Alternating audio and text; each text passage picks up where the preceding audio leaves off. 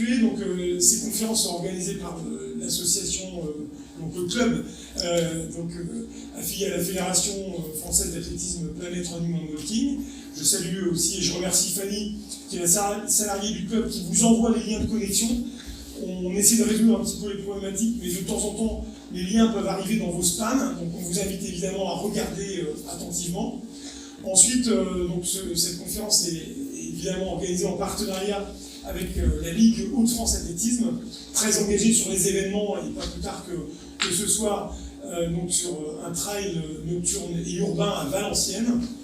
Également en lien avec la Fédération française d'athlétisme, bien évidemment.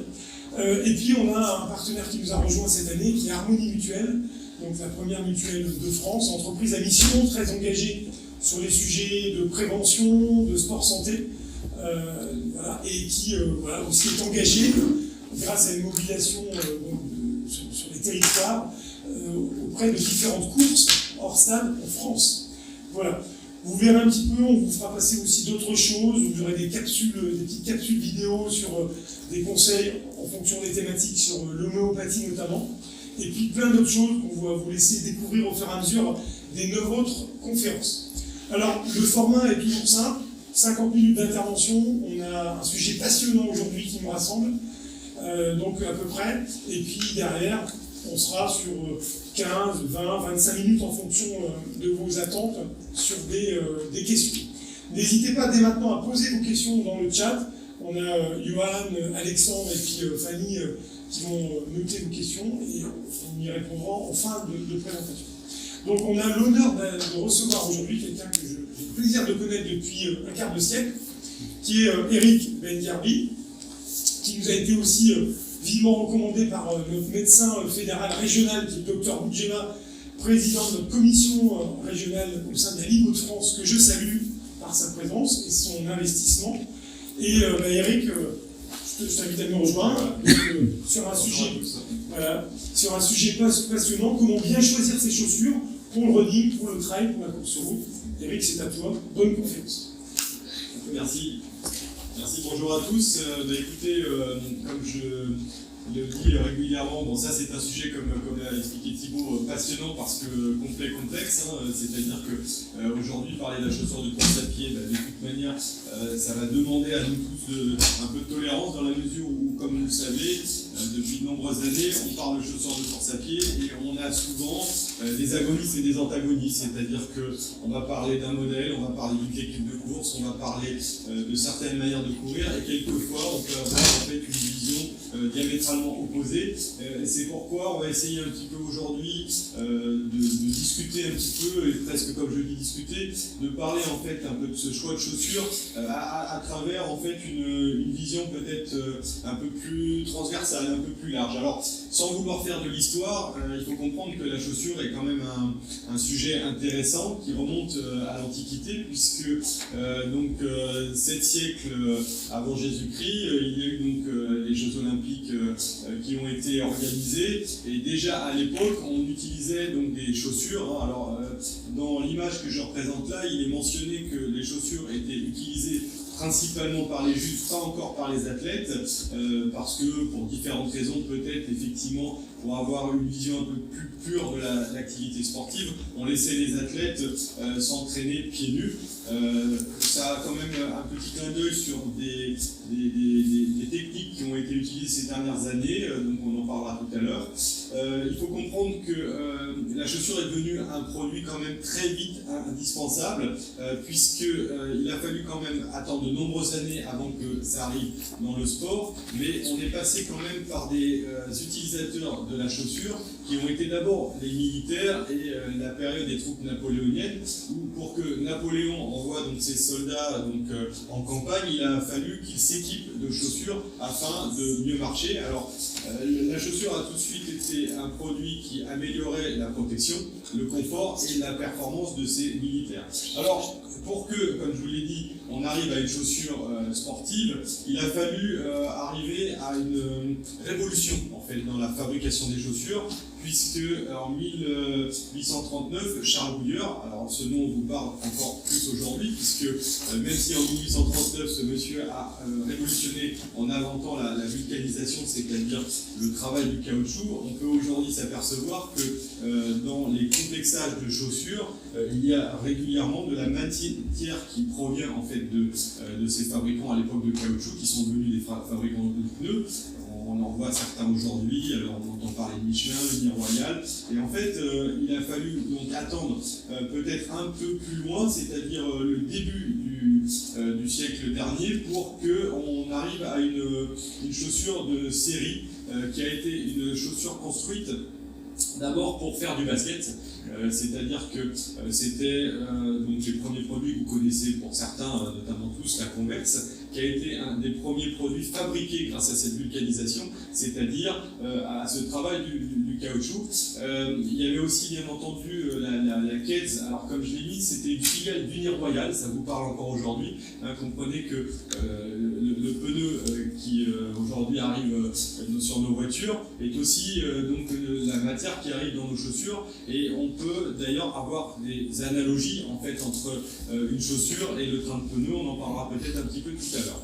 Alors, début du siècle dernier, donc des chaussures qui se sont mises en série, et il a fallu quand même attendre une autre période, c'est-à-dire 1968, pour que nous ayons une première chaussure de course à pied digne de ce nom, qui a permis en fait à l'ensemble des coureurs de pratiquer dans de bonnes conditions, c'est-à-dire, alors c'est la Achille que l'on connaît aujourd'hui parce que c'est devenu un produit urbain, bien entendu, qui n'est plus utilisé aujourd'hui pour courir, mais qui est un produit relativement simple et qui a permis pendant de nombreuses années d'améliorer dès son usage la performance. Alors, mentionnant l'effet Forrest Gump, c'est un petit clin d'œil à ce personnage de fiction qui s'est mis à courir un jour avec des chaussures, et si vous regardez bien les chaussures qui sont utilisées dans le film, ça va ressembler grandement à ce produit des années 68. Alors, le bilan, c'est que de toute manière, la chaussure est relativement récente. C'est-à-dire qu'il a fallu que des fabricants décident en fait de trouver des concepts nouveaux, des matières nouveaux, pour qu'on révolutionne maintenant la fabrication de la chaussure. Alors sur les images qui sont présentées ici, en fait ce sont des laboratoires donc de recherche. Alors ici c'était le laboratoire de recherche de chez Adidas en Allemagne, et en haut c'est le laboratoire de recherche de chez Reebok, où quand même il a fallu que des chercheurs réfléchissent à comment fabriquer des chaussures dans de bonnes conditions. Alors sachez que les premiers produits qui ont été vendus, souvenez-vous, c'était le fameux Nike Air, qui a été vraiment un produit très révolutionnaire, alors qui a été vendu un peu en opposition du moins à un autre produit qui arrivait de chez Adidas qu'on appelait la Adidas Torsion, et ce sont des produits qui sont arrivés à peu près dans les mêmes années pour ce concept. Alors j'ai mis amorti santé, on a parlé d'amorti, on pourrait parler de santé, et donc si on parle de ces deux mots, ben, en fait l'un faisait de l'amorti peut-être avec Nike, et Adidas à l'époque faisait donc ces systèmes torsion qui étaient un peu orientés sur l'anatomie du pied, puisque ça s'articulait autour en fait de l'articulation du médio-pied, et ce qui permettait à la chaussure de mieux s'adapter en théorie donc aux différents pieds. Alors, comme je vous l'ai dit, il y a effectivement des concepts qui sont sortis, qui ont vraiment révolutionné la fabrication. Donc bien entendu, l'apport de tous les matériaux, le nylon, tous les produits synthétiques, l'EVA. Alors l'EVA, c'est l'éthylvinylacétate, c'est un produit de synthèse, mais comprenez qu'avant d'être un produit de synthèse, c'est d'abord un produit issu de la nature. L'EVA, qui s'écrit autrement HEVEA, ça veut dire arbre qui pleure, c'est l'arbre à caoutchouc dont est sorti en fait les produits qui ont servi à fabriquer nos chaussures. Comme vous pouvez le voir aussi, j'ai mis de la technique de course à la technique chaussure. Avant, on était concentré sur la manière de courir, et il a fallu à un moment donné réfléchir à comment on allait faire courir un peu mieux les coureurs grâce en fait à des matériaux adaptés. Alors la plupart des marques ont sorti des concepts, alors que nous voyons toujours aujourd'hui, et donc ces concepts ont été déposés par les grandes marques. Alors j'en ai mis quelques exemples là, ici. Donc 24 concepts chez New Balance, 30 chez Adidas, 45 chez ASICS. Alors j'ai dit en grande partie marketing, c'est pas une vision négative du marketing. Le marketing fait son métier, ils ont besoin de vendre leurs produits, et de toute manière, dans ce marketing, il y a, considérons-le, du bon marketing. Vous regardez dans l'automobile, quand on achète une voiture, tous les fabricants essaient de nous vendre enfin, certains concepts qui sont de bons concepts. Donc il faut aller trier dans tout ça, en fait, les différents produits. J'ai quand même mis la course à l'armement parce que la plupart des marques, lorsqu'elles sortent un concept, le copient d'une manière ou d'une autre. C'est-à-dire que quand une marque va sortir un produit caoutchouté qui va appeler d'une manière X, une autre marque va sortir un autre produit caoutchouté qui va appeler Y, mais globalement, c'est quand même toujours des produits qui sont issus de la même histoire. Alors, il y a beaucoup de réflexions à avoir lorsqu'on veut acheter une chaussure. Bon, quoi qu'il en soit, si on veut considérer qu'une chaussure s'adapte à un sportif, eh bien, il faut réfléchir donc à un sportif, une chaussure, une discipline, avec toutes les questions qu'on peut se poser. Est-ce que c'est amorti? Quel est son poids? La pronation, la supination, la neutre, les préférences motrices, la vitesse de course, donc la vitesse d'usage, quelquefois la marque, quelquefois la couleur, et d'autres questions qu'on ne se pose pas ou dont on n'a pas la réponse encore aujourd'hui. Comprenez que dans l'évolution des chaussures, et comme vous pouvez le voir, ça évolue très très très vite. Il y a des concepts qui ressortent régulièrement. Je vous ai dit tout à l'heure, 1839 Charles Goodyear, il a fallu attendre notre époque pour que sous les chaussures reviennent en fait les produits provenant de nos équipementiers pneus. Vous voyez aujourd'hui régulièrement Goodyear, Michelin, les différentes marques mettre sous les chaussures leurs produits. Alors, est-ce que c'est du marketing ou tout simplement de la technique? On peut se poser la question. Il n'empêche quand même que, comme je vous l'ai dit au début, il y a eu une révolution en 1839 qui a permis la fabrication technique des chaussures, et donc ces marques seront revenues tout simplement sur le marché parce qu'ils maîtrisaient la conception et la construction des produits caoutchoutés. Alors, dans toutes les questions, il faut quand même partir sur des bases, et nous avons aujourd'hui des bases de travail qui sont issues des laboratoires de recherche de la plupart de ces grandes marques qui ont des moyens d'investigation intéressants. Donc, on se pose toujours la question de savoir s'il faut courir en avant-pied, en arrière-pied, en milieu-pied. Il n'empêche quand même que sur des bases bien définies, beaucoup d'études ont démontré en fait que la course classique se passait d'abord avec, donc bien entendu, je parle de la course classique du footing ou du running, comme on peut l'appeler aujourd'hui, avec d'abord ce qu'on appelle une phase d'attaque, une phase d'appui et une phase de poussée. Et ces trois phases avaient un temps défini par le temps de passage en fait au sol et le déroulé du pas. Alors comprenons que une course à pied, si on prend une valeur moyenne, on va voir sur l'image après, des courses à pied à 12 km/h, on a 250 à 300 millisecondes, et donc ça a été calculé en pourcentage du temps, et comprenez-le qu'au talon, eh bien, ça représentait un tout petit temps d'appui, 20 à 30 millisecondes, qui est très rapide, et souvent quand on pose la question de savoir si on est pose avant-pied et arrière-pied, faut comprendre une chose, c'est facile. Ce qui est derrière, vous ne le voyez pas. C'est souvent vos collègues de course qui vous parlent en vous disant tiens, t'appuies comme ça, parce qu'on s'est filmé, parce qu'on s'est pris en photo, mais de toute manière, on ne le voit pas, et surtout, le temps d'appui étant très très court, 20 à 30 millisecondes, l'œil humain n'a pas toujours les capacités pour pouvoir analyser en fait cette manière de courir. Donc, pour résumer, on a donc une basique de la course qui correspond d'habitude à un appui talonnier, un appui du médio-pied, c'est-à-dire de la plante, pour emmagasiner d'énergie qui sera restituée pour favoriser la propulsion. Alors, il y a deux courbes qui sortent des laboratoires là, qui vont donner des informations intéressantes qui nous montrent en fait que de toute manière ces différences en fait, dans la mobilité sont des différences principalement occasionnées par le morphotype, mais également par la vitesse d'exécution.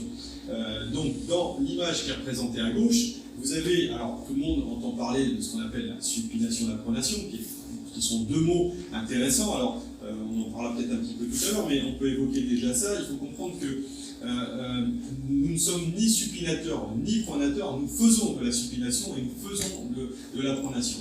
Souvent, si vous regardez la vraie définition, vous allez voir que vous aurez une définition du membre supérieur et d'une position neutre sur ma main. On ira vers l'extérieur en supination, on ira vers l'intérieur en pronation, et comprenez que dans ma gestuelle, lorsque je vous parle actuellement, j'ai mes mains qui vont régulièrement d'un côté vers l'autre sans que ça soit pathologique. Ce sont tout simplement des attitudes que nous prenons par rapport à des morphotypes. Alors, on peut parler de ce qu'on appelle de préférence motrice, c'est-à-dire à des moyens en fait de déambuler par rapport à ce que nous sommes. Néanmoins, dans les exemples qui sont présentés là, vous allez comprendre que ici, donc c'est la phase montante en supination, donc c'est le pied qui va vers l'extérieur, et tout ce qui est descendant, c'est le pied qui va vers l'intérieur. Sur la marche, on va avoir donc dans la courbe classique une montée supination-pronation pour aller vers l'arrière, vers l'avant-pied. Dans la course, en fonction de la vitesse, on va souvent escamoter en fait ces différentes phases parce que l'objectif c'est d'être efficient, c'est d'être efficace. Donc on va utiliser la pronation-supination comme des moyens de stabiliser le pied pour favoriser en fait les phases de propulsion. Donc nous allons avoir bien entendu pas une seule technique, mais plusieurs techniques en fonction des individus et en fonction de la vitesse d'exécution. Alors j'ai mis une petite image parce que donc j'ai mis des attitudes différentes et des idées reçues. Sur ces images qui proviennent d'un grand entraîneur qui s'appelait Jacques Satta, il avait fait des analyses en fait à l'époque des coureurs à pied, des sprinteurs sur du 100 mètres, et là vous avez des images de 3 coureurs de 100 mètres, donc 3 disciplines identiques, mais si vous regardez bien précisément, vous allez voir 3 techniques différentes de course. Donc bien penser que nous aurons des attitudes différentes pour différentes raisons. La morphologie, la vitesse, les préférences motrices, c'est-à-dire les manières dont nous allons être capables de courir.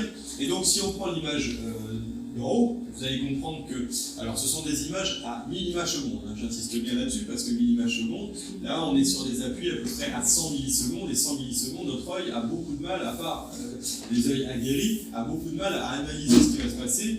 Si on prend l'image du milieu, on va très franchement voir que notre sprinter est bien appuyé en médio-pied, là où tout le monde disait qu'un sprinter appuyait que sur l'avant-pied. Les temps d'appui étant très courts, on ne le voit pas toujours. Il faut aller analyser avec des caméras à haute intensité, mais éventuellement avec des capteurs qu'on va mettre dans les chaussures pour voir la pression exercée. Sur l'image en dessous, vous allez voir en fait un autre athlète un peu plus grand qui va fonctionner différemment parce que lui il va attaquer plutôt, vous voyez, en avant-pied, mais tout simplement parce qu'en fait l'absorption d'énergie il l'a fait dans le genou puisqu'il est en légère flexion par rapport aux autres. Et le dernier, on le voit très franchement arriver, donc avec finalement un petit retard sur l'appui talonnier, qui fait qu'il va passer par son talon et être très en appui plan. Là où tout le monde aurait pensé que la plupart des sprinteurs appuyaient que sur l'avant-pied. Tout dépend de plein de paramètres. Donc la vitesse, la morphologie, la manière en fait de courir de l'athlète. Alors j'ai mis cette petite image parce que, je disais que c'était un clin d'œil à quelqu'un dans la salle aussi, parce que cette vision de l'atterrissage d'un avion, on l'a tous, parce qu'on a tous vu des avions atterrir, et il est évident que sur les 4 photos que vous avez là, quelle que soit la masse de l'avion, la vitesse d'atterrissage, la longueur de la piste, vous aurez, et sur les 4 images, toujours en fait la même technique. Pourquoi ? Parce qu'en fait, là vous allez, par rapport à la force gravitationnelle, avoir un avion qui va devoir atterrir avec un pilote qui va contrôler donc son avion et qui va piloter son avion avec de la puissance, mais aussi une certaine motricité, c'est-à-dire un échange en fait entre sa machine et sa technique d'atterrissage. Eh bien, comprenons que le coureur à pied va piloter son pied, c'est-à-dire que nous avons un cerveau avec un lien entre nos muscles, nos articulations, il y a des capteurs entre les muscles, les articulations, la peau, et qui va nous donner des informations pour pouvoir au mieux piloter nos pieds, bien entendu, en fonction des informations que notre pied va nous donner à travers la chaussure qui est l'interface pied-sol. Eh bien, les techniques d'atterrissage d'un avion, comme vous pouvez le voir, sont toujours les mêmes. Et aujourd'hui, on est toujours en train de décrier en fait cette manière de courir en pensant que pour certains athlètes, il va falloir courir plutôt en avant, qui est plutôt de manière différente. Alors, imaginons que nous prenions un pilote d'avion et que nous lui demandions d'atterrir sous certaines conditions sur son train avant. Eh bien, je ne suis pas certain que vous, en tant que passager d'avion, vous acceptiez en fait ce qui se passe parce que vous subiriez en fait des secousses qui seraient trop fortes et l'avion pourrait se casser. Donc, il faut se dire qu'à l'intérieur de nos pieds, nous avons des petits os qui sont les passagers de notre mobilité, et ces petits os vont subir des contraintes. Et donc ils vont demander une protection, alors bien entendu grâce à la chaussure qui va aider à la protection, mais également, si vous voulez, à la manière dont nous allons courir. Alors, il a été mis au point pour les chaussures, les filtres, savez qu'on parle beaucoup d'amortissement. Je vous ai dit tout à l'heure amorti-santé, qui est un concept qui a été lancé par beaucoup de partenaires pour essayer d'absorber les énergies. Encore une fois, un procédé qui est un peu décrié parce que peut-être un peu trop galvaudé, sans savoir ce que c'est que la notion d'amorti. Quoi qu'il en soit, l'amorti c'est relativement simple. C'est une très bonne combinaison que nous devons avoir entre un système d'amortissement et un système élastique. Dans un amortisseur de voiture, c'est très simple, c'est la composition en fait, dans le système hydraulique et le système à ressort. Bien entendu, si vous manquez un peu d'huile dans l'amortisseur, vous allez comprendre que dans la voiture, vous allez taper un petit peu, mais si vous avez trop d'élasticité, vous allez avoir une voiture qui va un petit peu s'envoler. Donc de fait, il faut une très bonne combinaison. Et si vous mettez trop de masse sur votre voiture, vous allez avoir une combinaison qui sera mauvaise parce qu'en fait la voiture fonctionnera bien mal parce qu'en fait les masses seront trop importantes par rapport en fait à ce pourquoi la voiture et les amortisseurs ont été conçus. Donc si vous mettez trop de l'un ou trop de l'autre, ça peut créer des contraintes, et trop de l'un, trop de l'autre, c'est dépendant donc, de la force, donc de la force qui est exercée, de la résistance du sol, mais aussi de la masse. Donc comprenez que dans cette vision très simple, il va falloir qu'on affine en fait le conseil de chaussure. Que vous ne pouvez pas avoir la même chaussure que votre collègue de course parce que vous n'êtes pas construit de la même manière et vos besoins ne sont pas les mêmes. De toute manière, il faut aussi comprendre que dans la course à pied, vous allez, à l'impact au sol, avoir une certaine force d'entrée, c'est-à-dire qu'à chaque fois que vous impactez au sol, si vous n'avez pas un bon filtre, vous allez avoir des contraintes mécaniques qui vont générer chez vous en fait une pollution quelque part. Alors c'est souvent en fait une pollution qui va être faite parce que vous allez ressentir peut-être des douleurs, vous allez ressentir des douleurs sur vos os, sur vos muscles, sur vos tendons, parce que de toute manière, quelles que soient les contraintes, vous allez avoir en fait, si vous voulez, une hyperutilisation du système alors musculaire, tendineux, cutané, et donc nous allons avoir en fait un besoin de connaître ces valeurs, de les quantifier, de savoir ce que nous faisons. Alors, j'ai mis cette petite image parce que, imaginons que, bon là on parle de la choix des chaussures, mais imaginons que vous soyez un athlète perchiste et que vous ayez besoin de choisir votre perche. Si vous ne prenez pas la bonne densité de votre perche, elle ne vous aidera pas à monter très haut. Mais c'est pas parce que vous allez prendre une perche dure que vous allez monter très haut, c'est parce que vous aurez une bonne technique. Vous aurez donc une bonne technique de cette discipline qui est assez difficile. Vous aurez une adéquation entre la vitesse, la technique, la dureté de la perche. Réfléchissons à ce que nous allons faire quand nous achetons une chaussure, c'est un peu la même chose. Si vous prenez une chaussure qui vous renvoie de l'énergie alors que vous n'êtes pas capable de restituer l'énergie parce que vous n'allez pas très vite, alors que la chaussure envoie de l'énergie, ça va vous poser problème. Alors sur la petite courbe qui est en haut à droite, il y a ce que nous appelons le travail excentrique et le travail concentrique. C'est très simple. Le travail excentrique, c'est le travail de freinage. Donc, quand je fais ce mouvement-là, j'ai deux muscles agonistes-antagonistes, mon biceps et mon triceps. L'un va freiner pendant que l'autre va accélérer. Donc le concentrique, c'est quand je fais ce mouvement-là et que donc, en fait en gros je concentre l'énergie, et l'excentrique c'est l'inverse. Quand vous êtes en haut d'un col avec une voiture, mettre le pied sur le frein, c'est que vous êtes en excentrique, c'est-à-dire que vous contrôlez le freinage. Quand vous freinez au frein moteur, c'est que vous êtes en concentrique, vous avez donc une bonne correspondance entre la mobilité et la machine. Et bien quand vous courez, si vous avez une chaussure qui vous renvoie de l'énergie, ça veut dire que vous allez en permanence devoir freiner l'énergie restituée, vous allez être en excentrique. Donc sur la courbe qui est représentée en haut, à force égale, vous allez avoir une grosse déperdition d'énergie en excentrique, donc en freinage, moins bien entendu en concentrique. En gros, quand vous êtes en haut d'un col, si vous descendez les pieds sur le frein, vous allez chauffer vos plaquettes. C'est un peu ce qui se passe avec vos muscles, vous allez chauffer vos muscles. Donc de fait, si vous utilisez en fait donc vos chaussures à mauvais escient, ça va créer des problèmes. C'est un peu comme si vous aviez cette accélération sur l'image du milieu qui vous fait accélérer très vite. Alors, bon, là, vous êtes sur un fauteuil qui envoie de l'énergie, vous avez parlé de l'avion tout à l'heure, si l'avion accélère très fort, qu'est-ce que vous faites? Si vous n'êtes pas prêt, vous raidissez sur le siège. De la même manière, si vous n'êtes pas prêt à avoir de l'énergie restituée par votre chaussure, eh bien, là où vous pensez que la chaussure va vous provoquer en fait un retour d'énergie, vous favoriser en fait la production d'énergie, ou vous aider en fait dans votre performance, elle pourra vous desservir parce que vous ne serez jamais en phase en fait avec le produit.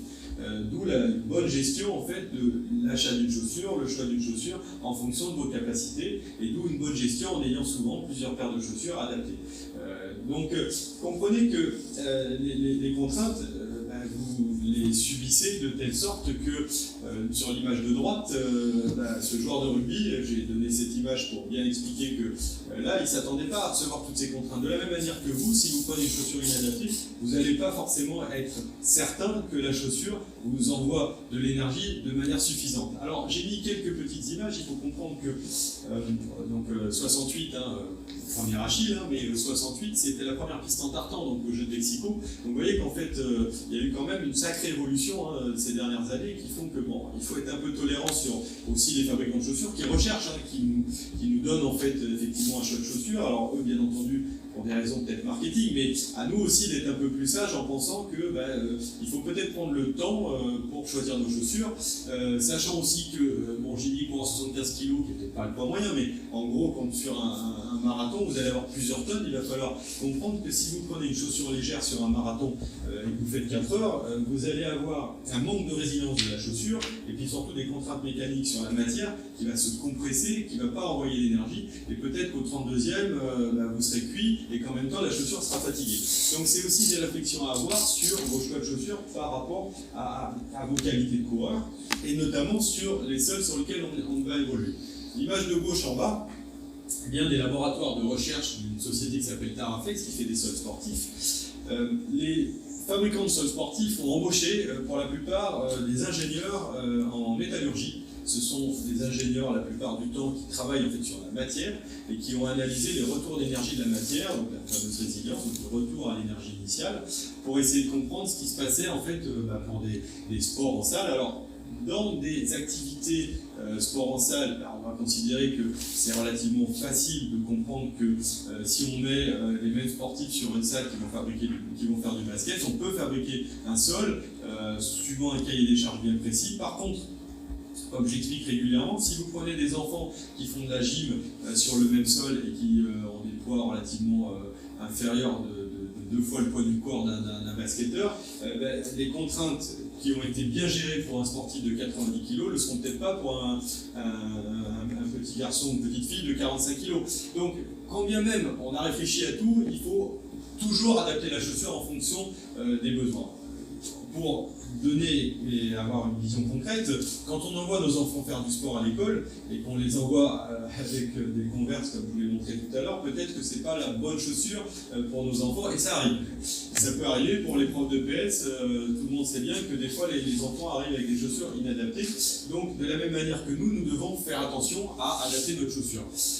Bien entendu, les sols sportifs, c'est le bitume, c'est différents sols sur lesquels nous allons évoluer pour nous entraîner pour la course à pied. Et donc, à partir du moment où nous allons devoir changer de sol, il faudra bien entendu, comme je vous l'ai dit, adapter sa chaussure pour éviter en fait les contraintes mécaniques les plus fortes. Alors, il y a bien entendu des charges des charges appliquées au corps humain que nous allons recevoir. Et sur ces 3 images que j'ai mentionnées là, je pose toujours la question de quel est le plus contraignant sur ces 3 surfaces, en haut de l'herbe, au milieu du sable et en bas du bitume. Bon, très sincèrement, c'est difficile de répondre à ça. Je pense que si on faisait un petit sondage, beaucoup de gens vous diraient le bitume. Or, si vous faites l'inscription au marathon des sables, il est évident que pratiquer de la course à pied sur du sable, c'est relativement fatigant. Les gens qui l'été se mettent à courir sur la plage et qui reviennent au mois de septembre consulter parce qu'ils se sont fait une périostite ou une tendinite d'un muscle de la loge latérale interne, le savent très bien. Le sable, c'est amortissant, mais c'est inconfortable et ça fait travailler énormément les muscles. Alors, dire qu'on va courir sur une surface meuble, justement pour se faire plaisir, oui, à la seule condition, c'est qu'on ne le fasse pas sur des temps trop longs.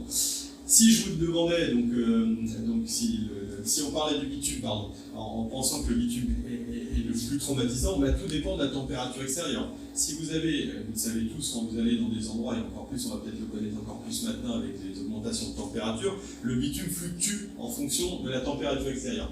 Vous avez du bitume mou quand il fait très chaud et du bitume dur quand il fait très froid. Vous avez de l'herbe molle quand il a plu et de l'herbe dure quand il fait très froid. Donc aujourd'hui, si vous prenez la même chaussure pour aller sur ces 3 mêmes surfaces, il est évident que de toute manière, ça ne provoquera pas du tout les mêmes actions.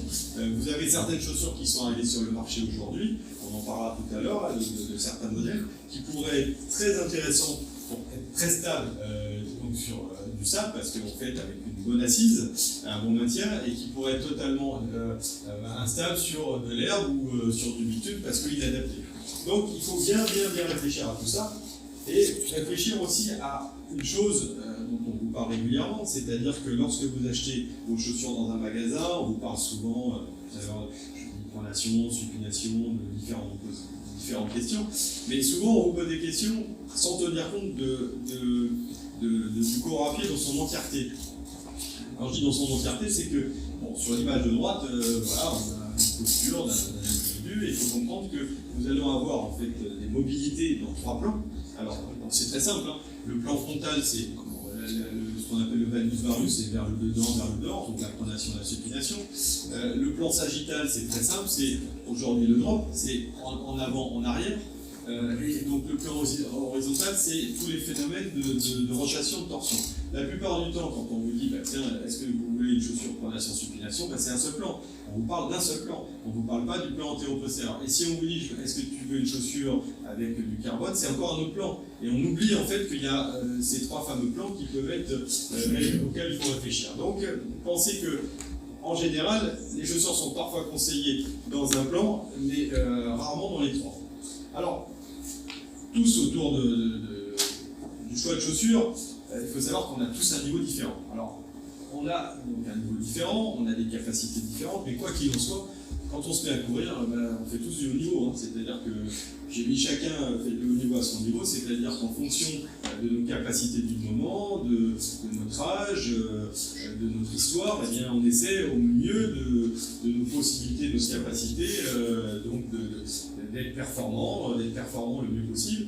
Mais le niveau évolue, et donc les chaussures peuvent évoluer. Il est évident que vous ne pouvez pas conseiller la même chaussure à quelqu'un qui va faire un marathon en moins de 2h10 comme quelqu'un qui va faire un marathon en plus de 3h30. Quand bien même la personne qui à 3h30 faisait de très belles performances quand il était un peu plus jeune. Donc il faut aussi réfléchir à des chaussures qui sont souvent vendues de la même manière à tous les individus avec par exemple des besoins et des caractéristiques différentes.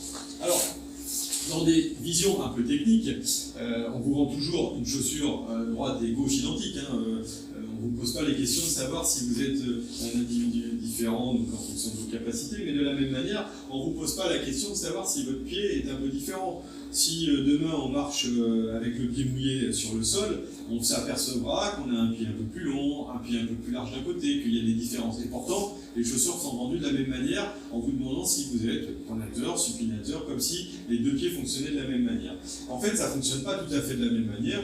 Dans certains sports, il est évident de comprendre que, par exemple, le golf, je n'ai pas mis tennis, mais on pourrait mettre le tennis, l'escrime, la fonctionnalité des pieds ne va pas être la même. On va avoir un pied qui va servir à l'appui et un pied qui va servir à la direction.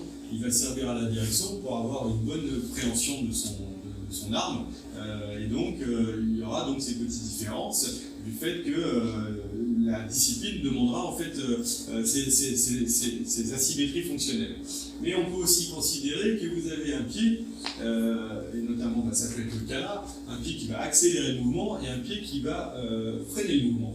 Dans la course à pied, c'est un petit peu similaire puisqu'il a été fait des études avec des capteurs dans les chaussures, ce qu'on appelle les capteurs embarqués, qui permettaient, on a donné l'exemple tout à l'heure de 12 km/h de 150 à 300 millisecondes, de calculer en fait le temps d'appui de chaque pied au sol et de comprendre que pour certains individus, donc entre les 250 ou 300 millisecondes, il allait y avoir un pied de manière régulière qui allait être à 280 millisecondes et l'autre à 250. C'est-à-dire que dans la fonction musculaire, il allait y avoir en fait un travail différent. Quand des fois on a des gens qui consultent pour des pathologies, il faut comprendre que le travail musculaire dans une même discipline qui est unidirectionnelle, répétitive et symétrique, la course à pied, ben vous allez quand même avoir une fonction différente des 2 pieds.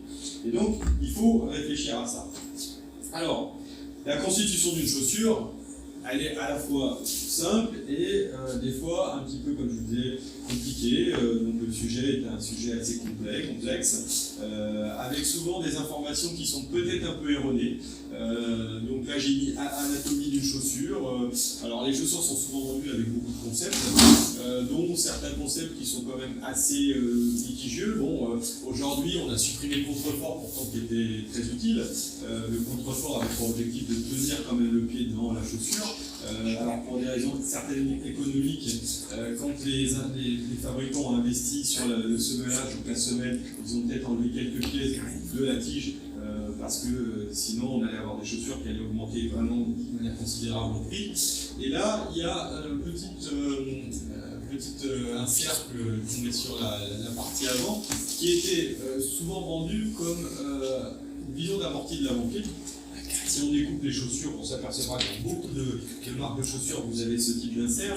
Et souvent, comme je vous dis, il est vendu pour l'amorti, alors que sur l'image que je vous montrais tout à l'heure du basique de la foulée, on s'apercevait que pour la phase de poussée, qui est normalement une phase de propulsion, il fallait plutôt augmenter en fait la restitution d'énergie que l'absorber, puisque c'était le moment où on allait redonner l'énergie pour se propulser.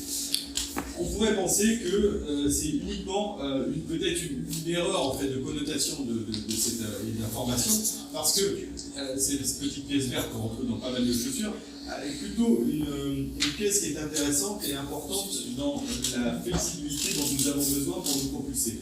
Lorsque nous courons, nous allons développer une certaine mobilité et qui fait que vous allez devoir pousser sur votre avant-pied pour courir. Et si vous avez une chaussure, alors certaines chaussures aujourd'hui sont conçues sans cette pièce avant, parce que maintenant ils ont certains modèles rigidifiés l'ensemble de la chaussure, et bien cette pièce servait tout simplement à une bonne flexibilité pour diminuer les efforts, notamment dans la propulsion, puisque lorsque vous devez pousser sur votre pied, il va falloir tirer sur votre mollet et sur les trois plans musculaires de votre mollet afin de vous faire avancer vers l'avant. Si vous n'avez pas cette pièce, obligatoirement, ça va demander plus d'énergie et donc demander plus d'efforts et peut-être nous amener à des pathologies.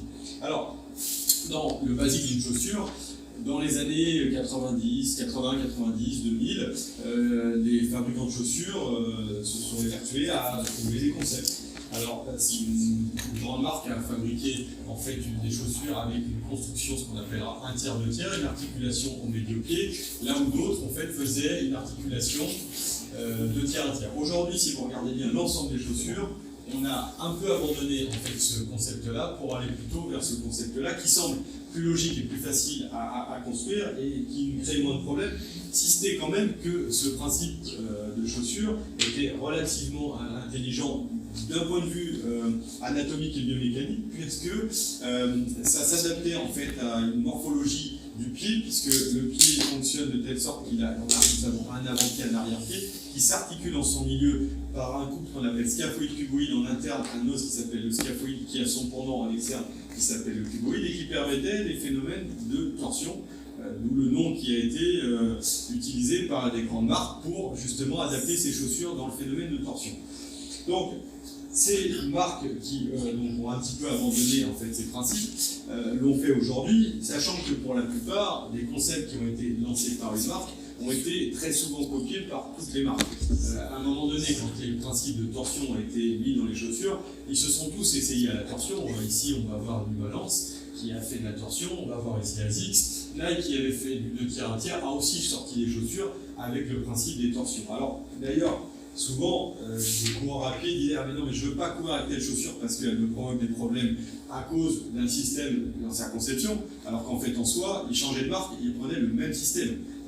Donc en fait, c'était pas toujours le système qui était inadapté, mais tout simplement peut-être la mousse, le contrefort, plein de paramètres qui pouvaient rentrer en ligne de compte, et donc qui faisaient qu'on n'était pas très bien avec la chaussure. Au départ, la première marque a fait, comme je vous disais tout à l'heure, du 1 tiers, 2 tiers, ça a été Adidas. Hein, et comme vous pouvez le voir ici, on peut en citer marque, hein, peu importe. Vous avez ici New Balance qui fait la même construction, une ASICS qui fait la même construction, et puis en dessous une Nike qui était en 2 tiers, 1 tiers, le pli de flexion, ce que je vous disais tout à l'heure, à la métatarso-phalangienne. Alors, en fait, on va considérer que toutes les marques se copient les unes les autres. Hein. Et que dès qu'il y en a un qui sort un concept, eh bien, de toute manière, la plupart des uns et des autres vont se copier. Alors, est-ce que c'est fait pour des raisons techniques? Alors, il faut comprendre que dans la formation de la plupart des concepteurs de chaussures, il y avait une explication qui était que la plupart des concepteurs de chaussures des marques venaient de l'université de Calgary, qui est une université de kinésiologie très connue et qui formait la plupart en fait, des concepteurs de marques de chaussures, qui fait que dans toutes les marques, on va souvent retrouver des gens qui sont issus de cette université. Et donc, qui fait qu'on va retrouver un petit peu des produits un petit peu similaires. Alors, dans la construction de la chaussure, vous entendez régulièrement parler de tas de choses, hein. Alors, régulièrement, on a des concepts qui sortent. Là, en ce moment, le drop est un sujet assez complexe, hein, puisqu'on parle souvent, est-ce qu'il faut mettre un drop haut, un drop bas? Bon, le drop, c'est la différence entre l'avant et l'arrière-pied. Bon, bien, en fait, le drop, ça ne se résume pas seulement au conseil de pied. Ça se résume tout simplement à ce qu'est un sportif. Si vous avez un sportif qui a une capacité à être plus coureur en avant-pied que coureur en arrière-pied, eh bien, c'est clair que de toute manière, ça va changer un petit peu la donne. Alors, j'ai mis en fait ici quelques informations. En gros, c'est très simple. Si vous avez un coureur dont le bassin est très en avant, très antépulsé, très porté vers la dynamique avant, si vous lui mettez du drop, vous allez augmenter en fait la position de son bassin vers l'avant et de fait, ça peut peut-être le déséquilibrer. Par contre, si vous avez quelqu'un qui est très plutôt rétropulsé, qui est plutôt très en arrière, si vous lui mettez un drop haut, ça va peut-être l'aider en fait à favoriser sa mobilité. Donc, à nous de réfléchir si un sportif peut être bien dans une activité, dans une autre. Si vous allez faire un 5 km, un 10 km, un semi ou un marathon, il est évident que votre position et votre vitesse d'exécution en fonction de votre temps ne va pas être la même. Donc, il est clair que pour quelqu'un qui va faire du 10, il faut lui mettre peut-être quelque chose qui le booste vers l'avant pour lui permettre en fait, d'avoir une efficacité et une efficience. Alors, dans toute cette collection de chaussures, il est clair que ce n'est pas facile de s'y retrouver. Et j'ai mis trouver chaussures à son pied devient de plus en plus difficile, hein. Je vous le concède, ce n'est pas simple de conseiller des chaussures. Alors, moi, j'ai quand même tendance à dire que si vous regardez bien le marché de la chaussure, et vous regardez les courses, hein, en gros, vous avez plein de marques, mais globalement, ressort la plupart du temps, allez, 2-3 modèles par marque, et qu'on peut mettre de côté une bonne partie des chaussures. Et que dans ces 2-3 modèles par marque, on doit pouvoir conseiller des chaussures et des fois pour un coureur, une chaussure rapide d'une marque et une autre chaussure d'une autre marque parce que ça s'impose comme ça. Alors, je vous ai fait juste après et donc une petite fiche sur la plupart des fabricants de chaussures et des principaux. Alors, ma liste est peut-être pour certains ancienne, mais peu importe, ce n'est pas le sujet en fait que je voulais aborder, de savoir conseiller la chaussure de l'instant, parce que comme je vous l'ai dit, de toute manière, la chaussure, c'est une construction depuis de nombreuses années. Mais il faut peut-être comprendre aussi pourquoi certaines chaussures ont certains noms. Alors, moi, j'avais fait une petite conférence sur l'étymologie des noms de chaussures de course à pied. Je vous ai parlé d'Antiquité tout à l'heure. On est en plein dedans. C'est-à-dire que si vous prenez toutes les marques, alors qui pour certaines sont des marques anciennes hein, dans la fabrication, eh bien, elles ont toutes donné des noms qui correspondent en fait des fois à l'usage de la chaussure. La Boston, vous connaissez parfaitement ce modèle, c'est une chaussure qui a été nommée en référence à la performance sur le marathon de Boston. J'ai mis Energy Boost, mais en fait, si vous allez chercher en fait, ce que veut dire booster, en anglais, ça veut dire donner de l'énergie. Glide, c'est toujours de l'anglais, ça veut dire glisser, donc on peut comprendre qu'on va glisser sur le sol. La réponse, qui était un modèle qui n'existe plus aujourd'hui chez Adidas, c'était j'apporte une réponse. Et Supernova, ça veut dire donc super étoile, c'est-à-dire une chaussure qui vous transcende. Mais ce n'est pas Adidas qui a inventé ça, c'est toutes les marques. Parce que si vous allez chez ASICS, vous allez avoir DS Trainer. Alors, c'est du latin, c'est tiré du latin, traere, ça veut dire tirer. Ça veut dire quoi? Ça veut dire que la DS Trainer, c'est une chaussure pour le coureur dynamique. Alors, bien entendu, vous avez la DS Racer qui était un peu plus légère, qui avait été faite pour le coureur un peu plus léger. Hein. Je pense qu'il y en a qui connaissent parfaitement. Toutes les chaussures ont des noms qui correspondent à leur usage. La GT 2000, ça vient de Gran Turismo. Le Gran Turismo, c'est on se promène. Et le modèle que pour certains connaissent, c'est un produit, c'est plus qu'un camion qu'une chaussure. C'est-à-dire c'est une chaussure lourde qui n'est pas faite pour faire de la performance, mais qui va vous protéger. La Noosa est intéressante, c'est une DS Trainer avec un autre nom, parce que tout simplement, Noosa, c'est un comté d'Australie. Et dans ce comté d'Australie, on pratique tout simplement beaucoup le triathlon. Et donc, il était évident que pour vendre une chaussure, si vous l'appeliez DS Trainer, à des triathlètes va l'appeler Noosa, qui est en fait une région connue, et on allait faire plus de ventes. Et ça, c'est pareil pour tout. J'ai mis Nimbus Stratus Cumulus, hein, pour certains, ça parle. Nimbus, ça veut dire nuage en latin, et donc Cumulus, vous connaissez les Stratocumulus. C'est tout simplement pour évoquer la légèreté. Et ce qui est intéressant, c'est que c'est une chaussure qui est sortie en fait pour contrer la vente dont on va parler après d'un autre modèle qui s'appelait Pegasus de chez Nike, cheval ailé, qui voulait qui voulait évoquer la légèreté et donc le fait qu'on allait voler avec une chaussure. Et donc le marketing met son nez là-dedans. Et vous comprenez que des fois, c'est plus un conseil marketing qu'un conseil technique. Et c'est là où, des fois, il est difficile de s'y retrouver. Donc, j'ai mis la même chose chez Brooks. Alors, Brooks, les gens, c'est une société de 1914. Aujourd'hui, Brooks a été boosté ces dernières années, tout simplement parce que des financiers ont mis des moyens pour relancer la marque. Et de la même manière que les autres, glycérine, on peut considérer que ça correspond à de la nitroglycérine, donc un produit chaussure détonnante, c'est-à-dire qui renvoie de l'énergie, parce que la chaussure est particulièrement construite comme ça. Mais vous allez aussi avoir adrénaline, c'est dans le sens sensation. Ghost, vous connaissez en anglais, ça veut dire fantôme. Donc, ça évoque en fait une chaussure un peu furtive qui va nous permettre d'avoir des appuis. Et on peut continuer comme ça sur toutes les marques. Mizuno a fait pareil. Voilà, Mizuno a fait pareil. Alors, bon, le wave, la vague, vous comprenez qu'une vague, quand on court, on a un mouvement sinusoïdique. La Nirvana, donc c'est du sanskrit, qui veut dire apaisement, libération. Vous comprenez la libération dans la course. Et en fait, toutes les chaussures ont été données avec une vision marketing. Bon, alors peut-être que nous, Français, nous n'avons peut-être pas cette vision des noms, mais comprenez que le marketing le fait comme ça. Alors, la marque qui ne s'était pas embêtée ces dernières années à sortir des mots très techniques, c'était New Balance, un des plus vieux du marché.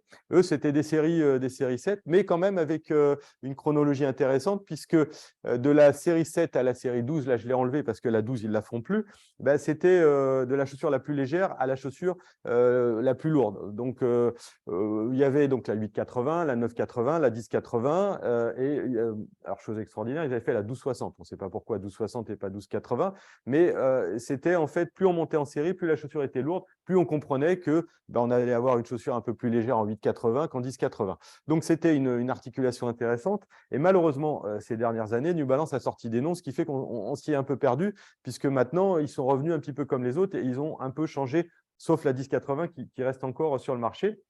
Nike, il y a aussi de son principe marketing, donc Pegasus, cheval ailé, Lunar, latin lunarus, lunaire, donc vous comprenez que courir sur la Lune, ça veut dire qu'on n'impacte pas.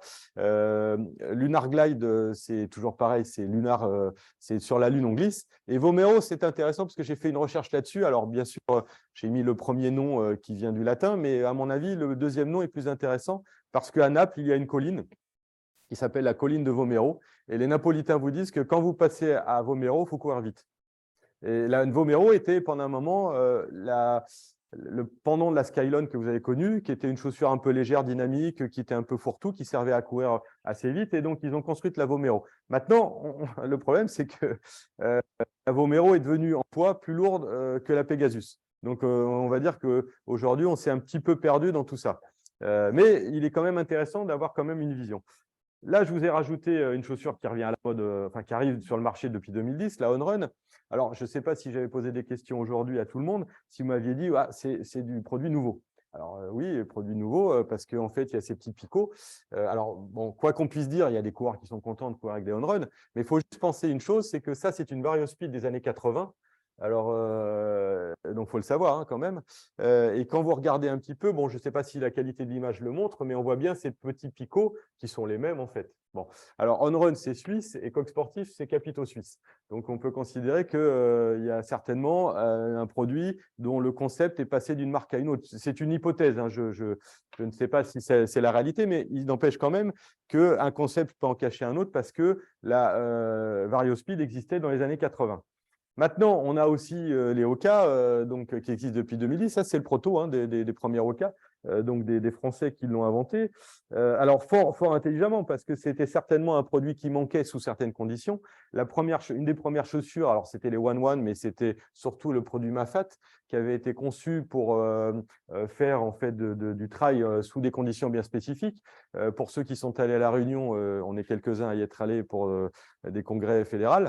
Eh bien, quand vous alliez sur les cirques et vous marchiez sur les roches volcaniques, il était évident que si vous marchiez avec une chaussure qui a par exemple une On Run, bah, vous alliez avoir de la roche volcanique qui allait rentrer dans les petits trous.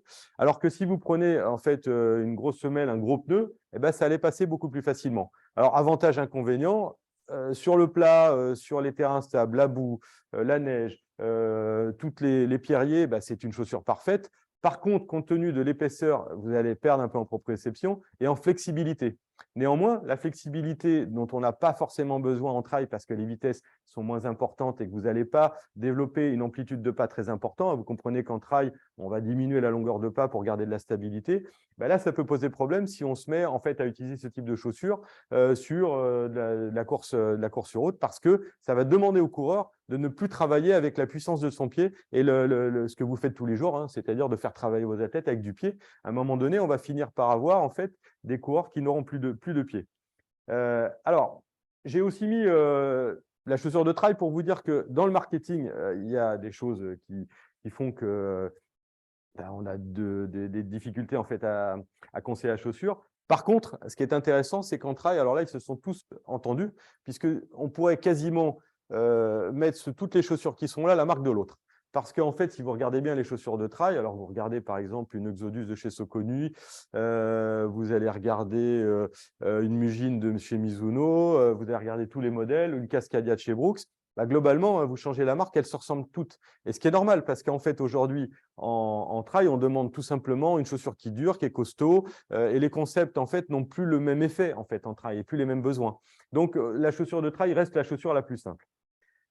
Alors, j'ai aussi évoqué rapidement, puisque en 2010 est sortie donc cette idée de la course pieds nus. Alors, au départ, ça vient certainement du livre Born to Run, hein, c'est-à-dire qu'en fait, on considère que l'humain courait à l'époque des chasseurs-cueilleurs sans chaussures.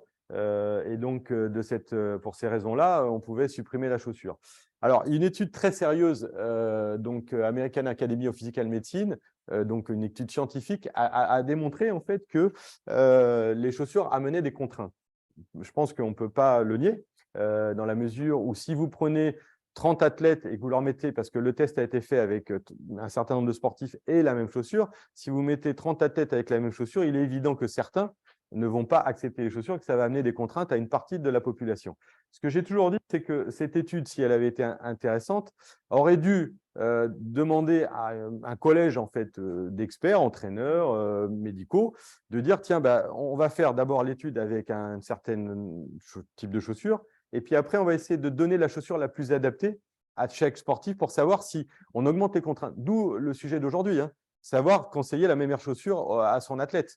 Et donc, cette étude montre bien qu'effectivement, si on ne donne pas une bonne chaussure à quelqu'un, on va générer des contraintes. Alors, on en a découlé ensuite l'usage de la course pieds nus, qui n'est pas une mauvaise chose en soi, parce que vous êtes d'accord que vous allez faire travailler vos athlètes pour leur faire travailler du pied, des fois sur des phases pieds nus, sur de la pelouse, pour faire de la PPG.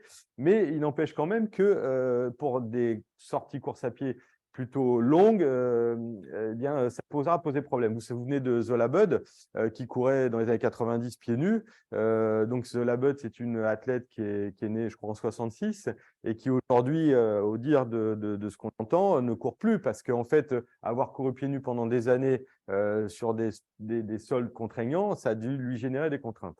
Alors, je l'ai mis ici, l'influence de la chaussure a effectivement un rôle important. C'est-à-dire que dès que vous mettez une chaussure, ça augmente le poids. Vous augmentez sur un marathon le fait de travailler avec un poids que vous allez devoir porter et qui fait que vous allez avoir une déperdition d'énergie. Tout ça, il n'y a pas de problème, on ne va pas le nier. Néanmoins, ça protège quand même des contraintes mécaniques.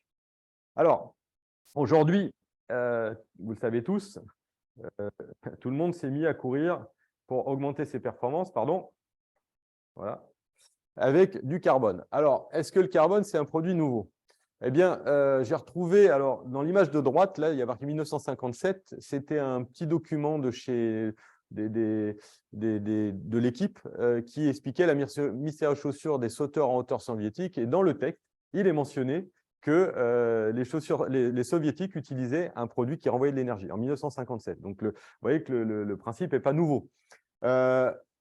ProPlate, c'est la première Adidas qui est sortie, donc elle est ici, avec alors un composite thermoplastique qui était carboné pour augmenter les contraintes mécaniques. Et vous avez à droite une Reebok qu'on appelle la Graphlite. Alors certains l'ont connue, hein, ils s'en souviennent peut-être. Sur cette chaussure était mis en fait un petit insert en carbone pour, alors comme vous pouvez le voir, sur le principe 1 tiers, 2 tiers, proposer en fait un retour d'énergie. Encore une fois, à un endroit où on ne peut pas mettre de l'énergie parce que c'est le couple de médio-pied, scaphoïde, cuboïde qui va souffrir si on met du carbone juste sur cette zone-là. Ce qui a fait qu'à l'époque, je ne sais pas si vous vous souvenez, la chaussure cassait régulièrement ici et on avait beaucoup de blessures. La ProPlate en 99 est sortie. Alors, on ne peut pas expliquer pourquoi elle n'a pas réussi comme aujourd'hui avec les produits vendus par Nike. C'est difficile aujourd'hui mais on peut faire un comparatif. Si dans les années 70, on avait sorti un ski très technique, parce que vous savez que les skis sont fabriqués sandwichés avec des matériaux composites, bah, si on avait sorti un ski comme aujourd'hui on les fabrique, est-ce que la plupart des skieurs des années 70, avec leur capacité musculaire, auraient pu skier de bonne manière? Il est évident aujourd'hui que le coureur a évolué. Vous êtes des entraîneurs, vous avez fait évoluer en fait cette population de coureurs parce que vous les entraînez mieux et qu'on a des coureurs qui sont de plus en plus efficients maintenant aujourd'hui. Donc, il est évident que peut-être que la chaussure arrive à maturité pour certains, de telle sorte qu'elle permet donc ce retour d'énergie. Par contre, moi, j'émettrais une hypothèse qui mériterait justement de discuter avec vous parce que je pense que vous êtes l'interface directe pour pouvoir savoir si ces produits carbonés sont des produits intéressants. Parce que, comme vous l'avez vu tout à l'heure sur l'image du deuxième coureur sur 100 mètres, il y avait une flexion de genou sur un coureur qui attaquait sur l'avant-pied. Et c'est la flexion de genou qui, certainement, chez les coureurs qui utilisent du carbone, va provoquer un retour d'énergie beaucoup plus facile que si on part du talon. Comprenez que chez certains coureurs qui ont un pied, je dirais, monobloc, parce que pour certains, ils ont commencé à courir pieds nus, ils ont formé un pied rigide, solide, qui fait que lorsque vous leur mettez en fait, un produit carboné, bah, ça va augmenter facilement la production d'énergie et le renvoi d'énergie. Par contre, si vous prenez un pied de quelqu'un qui a un pied, on va dire, qui fonctionne comme des touches de piano très fins, eh bien, obligatoirement, c'est sûr qu'il va falloir mettre en œuvre l'ensemble des muscles du pied et des articulations et des os pour pouvoir actionner une chaussure complète. Donc, on pourrait considérer, et c'est une hypothèse, je le dis bien, que plus vous avez un pied monobloc rigide, plus la chaussure carbone va faciliter votre retour d'énergie. Mais j'insiste bien, c'est une hypothèse à discuter, donc ça pourrait peut-être faire partie des questions que nous aurons tout à l'heure. Quoi qu'il en soit, de toute manière, ça reste quand même de la physique, et la physique, c'est cette fameuse troisième loi de Newton. Voilà, je vous mets toujours mes petites images de rugby, hein, qui comprend que si le gars s'est fait marcher dessus ici, à un moment donné, il va y avoir une réaction. Eh bien, c'est la même chose. Hein. C'est-à-dire que si vous envoyez un choc sur le coureur, à un moment donné, il va réagir. C'est réagir bien ou mal. C'est-à-dire que s'il prend un choc et que ça ne lui convient pas, bah, son corps va réagir, il va se blesser. Si ça lui convient, il va perfer. Maintenant, encore faut-il savoir ce qu'on va pouvoir lui mettre. Alors, il y a des systèmes. Hein, on met en fait autour du tibia un accéléromètre qui va mesurer en fait la vitesse de l'onde de choc. Et donc, les laboratoires, c'est ce qu'ils font pour essayer de mixer les meilleurs matériaux possibles. Alors, pour répondre à toutes ces questions, ben, en fait, on a de la chimie. Bon, je vous ai mis ça, ce n'est pas pour vous dire que j'aime les McDo, mais c'est pour vous dire que c'est du sandwichage de matière. C'est ce que font aujourd'hui les chaussures modernes, en fait, où ils sandwichent. Alors, ça fait des années, nous, qu'on parle de sandwichage des matériaux, qui sont pour la plupart tous des polymères. Hein, donc, c'est tous issus de la chimie des polymères et qui vont être confectionnés de telle sorte qu'ils vont s'adapter à cette fameuse troisième loi de Newton. À toute action, il y a réaction, mais encore faut-il connaître l'action que l'on va avoir en réaction. Alors, pour arriver à vous donner, alors moi j'avais pendant des années pris cette petite information sur les chaussures et mon conseil était simple, hein, c'est-à-dire que compte tenu du poids des chaussures, bon, il fallait trouver un moyen mémotechnique simple pour pouvoir dire à un coureur, bon, qu'est-ce que tu vas prendre comme chaussure? Ce n'est pas compliqué. En fonction du temps que tu vas vouloir courir, il va te falloir une chaussure qui soit résiliente. résiliente, c'est retour à l'état initial de la matière. Et si vous courez avec une chaussure qui fait 200 grammes pendant 3h30, 4h30 sur un marathon, bah, il est évident qu'à un moment donné, la matière va se comprimer, elle ne sera pas résiliente et que finalement, là où vous pensez avoir en fait un retour d'énergie, vous allez avoir quelque chose qui va vous taper dans les talons. Prenons aujourd'hui les barres carbone. Si vous avez une chaussure à barre carbone sur quelqu'un qui fait 4h30, bah, je ne suis pas certain que ça puisse l'aider à perfer. L'année dernière, je me suis retrouvé à l'arrivée du marathon de Paris. Et bon, bien entendu, il y avait le peloton de tête qui filait à grand train. Mais à partir du 30e coureur, on entendait en fait les gars qui couraient en barre carbone taper fortement. On s'était mis à peu près au 37e et puis comme on a coupé, on a vu à peu près le 40e kilomètre et ça tapait fort quoi, en fait, parce qu'à un moment donné, il est clair que des produits qui sont résilients, s'ils ne sont pas utilisés à bon escient, posent problème. Alors maintenant, le conseil chaussures, hein, c'est, vous voyez, cette petite fiche que j'ai mis, 2h10, on prend les chaussures 200 grammes, 2h50, 280 grammes. Aujourd'hui, c'est un peu plus compliqué puisque les fabricants ont allégé les chaussures. Alors, ça leur sert parce qu'ils ont mis moins de matière. Alors, moins de matière, ça coûte moins cher de fabriquer une chaussure avec moins de matière. Mais ça nous dessert un peu parce que souvent, ils ont enlevé de la matière dans la tige, plus de contrefort, plus de maintien. Et donc, on a une chaussure qui renvoie de l'énergie en bas, mais pas de maintien en haut. C'est comme si vous roulez en Formule 1 et que vous n'avez pas de carrosserie. Donc, comprenez qu'à un moment donné, dans les virages, ça va coincer. Alors, pardon. Voilà. Donc, je vous ai mis les conseils chaussures. Alors, et on arrive un petit peu sur la fin pour vous montrer les aberrations. Alors, ici, peu importe le site, on s'en fiche. Ce n'est pas ça. C'est que vous avez deux produits identiques ici. Un modèle qui va être vendu ici pour les universels supinateurs et le même produit va être vendu pour les universels. C'est des questions qu'on va peut-être avoir. Est-ce qu'il faut conseiller la chaussure pronatrice, universelle, neutre? Bon, comme nous, on l'explique, ça n'existe pas. Si je continue, voilà. Attends. C'est bon. Si je continue, ici, c'est intéressant. Là, vous avez, alors peu importe les marques, hein, ils font tous la même chose. Pour les coureurs développant une pronation légère à modérée, chaussure de course à pied pour les poids lourds ayant un pied en pronation légère à modérée. Bon, alors ce qui est intéressant, c'est que la chaussure, elle est à la fois légère, amortissante et stable. Elle est à la fois légère, amortissante et stable. Et pour la même chaussure qui ne va pas forcément faire le même poids, vous avez une chaussure à 398 grammes qui était déjà légère à l'époque. C'est juste pour vous dire qu'en fait, en gros, il coche toutes les cases et que le coureur qui cherche une chaussure légère, il va prendre celle-ci. Et qu'en fait, en gros, la même chaussure peut arriver au pied de deux coureurs qui sont fondamentalement construits différemment. Alors là, on va changer de diapo. Celle-ci est intéressante parce que sur deux chaussures qui sont identiques, alors on ne le voit pas ici, ici c'est une vieille Pegasus et ici c'est la Pegasus Clima. Alors la Pegasus Clima, c'est une Pegasus en Gore-Tex, c'est-à-dire que c'est le même produit, mais tout simplement avec une matière pour gérer la transpiration. Alors, que je vous le montre, alors c'est pour le coureur de bon niveau à la foule universelle et la même chaussure pour le coureur de poids moyen en surpronation de type neutre à légère. Donc, ça veut dire que la même chaussure, quand bien même on a mis du Gore-Tex, elle serait pour quelqu'un qui est en pronation, mais neutre. Bon, vous comprenez que la pronation neutre, ça pose problème. Mais il y a de temps en temps aussi quelques perles qui ont été vite retirées. Mais j'ai eu la chance de garder, de faire une saisie de… Alors, celle-ci, c'est pour ceux qui ne comprennent pas que la sous-pronation est également appelée supination. Alors, qu'est-ce qu'on peut comprendre à ça? Il faut comprendre que dans la pronation et la supination, vous avez des valeurs angulaires. Si vous partez du milieu d'une position neutre, quand on va aller en dedans, on peut considérer que c'est de la pronation. Quand on va aller en dehors, c'est de la supination.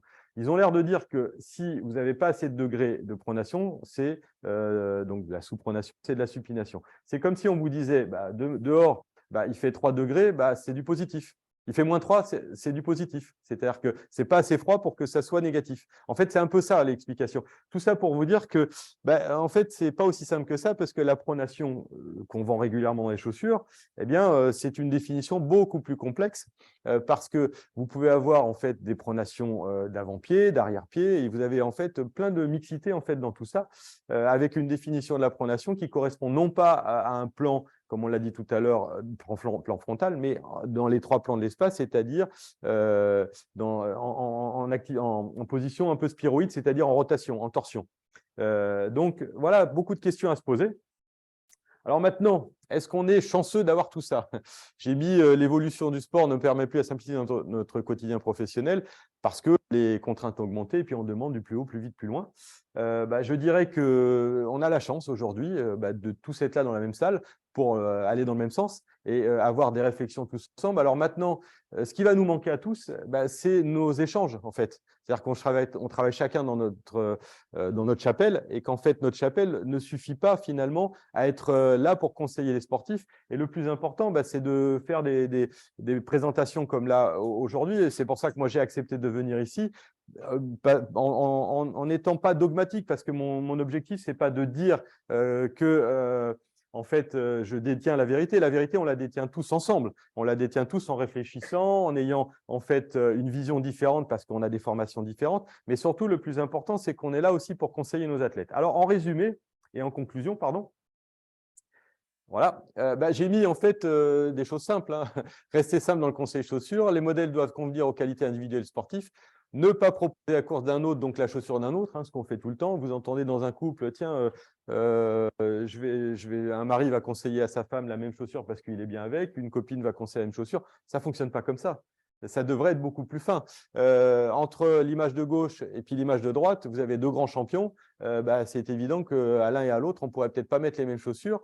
J'ai mis une chaussure, une activité. Je pense que certains dans cette salle y tiennent et c'est important. Et je suis convaincu qu'il faut faire ça. Pensez que le cours évolue dans trois plans. Une chose aussi très intéressante, donc l'évolution technique, c'est plutôt une chance pour nous. Mais une chose intéressante, c'est réfléchir au pays d'origine des chaussures. Et puis, je m'arrêterai là-dessus. Les Japonais que sont Mizuno, ASICS fabriquent au départ pour leur marché. Comprenez une chose, c'est que quand vous fabriquez une Nimbus, comme le Japon est un pays de course à pied, la Nimbus, elle est d'abord vendue pour faire ce qu'on appelle du 80-20 et souvent pour la vendre plutôt dans le pays dans lequel elle est conçue et plutôt pour des coureurs donc, de morphologie de type japonais. Si vous la vendez à quelqu'un qui fait du 51 et qui fait 100 kg, c'est évident que le produit ne va pas fonctionner correctement. Et donc, réfléchissons un petit peu à ça. Les Américains fabriquent certaines chaussures aussi pour leur pays. On a parlé Brooks a des grosses chaussures pour le marché américain, qui est leur marché prégnant. Et donc, il faut aussi réfléchir un petit peu à tout ça. Voilà, donc j'ai fini donc sur cette présentation. J'ai été un petit peu vite et j'espère que voilà, la présentation vous aura convenu. Maintenant, je laisse la parole à Thibaut. Merci Eric. Écoute, toujours un plaisir de t'entendre. En tant que conseiller technique sportif à la Fédération française d'athlétisme, j'ai appris beaucoup de choses. C'était vraiment une intervention passionnante. Merci pour ton expertise. Alors, ce que je vous propose maintenant, comme vous l'a indiqué Fanny dans le chat, donc de poser un certain nombre de questions. On va y répondre. Et puis, évidemment, ça suscite beaucoup d'intérêt. On a vu dans les interactions. Et on est là et notamment Eric est là pour y répondre. Alors d'abord, il y avait des questions dans la salle. Je pense que Jean-Luc avait une question très intéressante.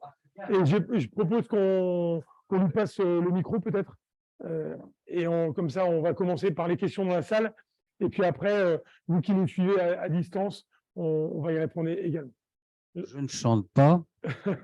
Non, je répète la question que tout à l'heure j'ai posée, c'est à propos de la semelle. Bien souvent, les jeunes arrivent pour les prendre rien à personne, et la première chose que je fais, c'est regarder le dessous de la semelle. Et là, on voit que c'est usé soit devant, soit derrière, rarement au milieu.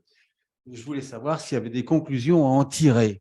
Parce qu'il y a un truc qui me gêne beaucoup dans l'étude des chaussures, c'est la partie physique. Quand on regarde courir un gosse ou un jeune, on peut se voir, on dit tiens, il a un problème de hanche, il a un problème de jambe, il a un problème de genou. Est-ce que aussi de là, on en tire des conclusions en regardant la semelle? Alors, en fait, c'est une question intéressante qui a été hors multiple. Il faut comprendre que l'usure de la chaussure, alors tout à l'heure, je vous ai montré l'image d'un avion qui atterrit. Et je vais répondre là-dessus, mais je vais être un peu plus large. Quand un avion atterrit, il va utiliser de la gomme au moment où il touche le sol. Et ce n'est pas pour autant que le pilote a mal atterri son avion. De la même manière, on peut user sa chaussure d'une certaine manière parce que vous allez avoir des gens qui, au contact du sol, vont avoir une certaine fluidité, pas d'autres. Et donc, vous allez user de la matière d'une certaine manière. Maintenant, c'est assez complexe parce que le corps humain est fait de telle sorte que vous allez avoir donc, un membre inférieur qui va avoir, par exemple, un tibia qui va être ce qu'on appelle, nous, en torsion tibiale externe vers l'extérieur, et un fémur qui va être en torsion fémorale interne. Et donc, on peut très bien avoir un enfant qui va user sa chaussure sur la partie latérale externe postérieure parce qu'il a son tibia vers extérieur qui fait qu'à l'atterrissage du sol, il va user de la matière, hein, comme un pilote use de la gomme, et ce n'est pas une mauvaise chose.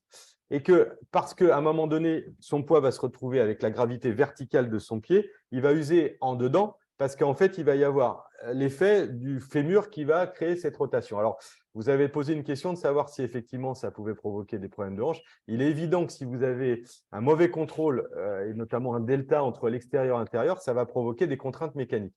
Maintenant, pour finir et pour conclure, se référer à l'usure de la chaussure me semble plutôt léger parce qu'en fait, il n'existe pas aujourd'hui de travaux scientifiques qui permettent de définir le rapport entre l'usure de la chaussure et les anomalies morphologiques ni les blessures. Voilà, et on a beau. Moi, j'ai la chance de faire partie d'un comité scientifique des encyclopédies médicales, les EMC, où on recherche en fait ce genre d'articles. Et dans le monde entier, on n'a pas encore trouvé un article scientifique, même dans les pays anglo-saxons, qui parle en fait de l'usure de la chaussure en rapport avec le morphotype ou la manière de courir. Je ne sais pas si je réponds à la question, mais je pense que… Et Eric, je me permets juste de compléter la question et je te remercie pour en tout cas déjà ta réponse. Donc en fait, il n'y a pas de durée de vie, on a une chaussure, parce que certains posent des questions. Essayer de miser un peu plus. Là, on a un peu de matière qui est partie. Donc là, tu as répondu.